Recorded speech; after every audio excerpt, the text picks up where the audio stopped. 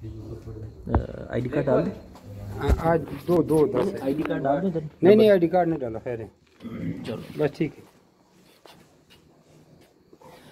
दोस्तों ये हमारे शफीक रहमान साहब है, इंतहाई तहज्जुद गुजार इंसान। उन्होंने एक न्यूजीलैंड वाइट का पट्टों का ट्राई शर्ट लिया, लाइटर नहीं है, और एक ये न्यूजीलैंड वाइट के पट्टों का ट्राई शर्ट, इसको इधर साइड पे करें, जल्दी जल्दी उठाएं ताकि आप डाले कवर था।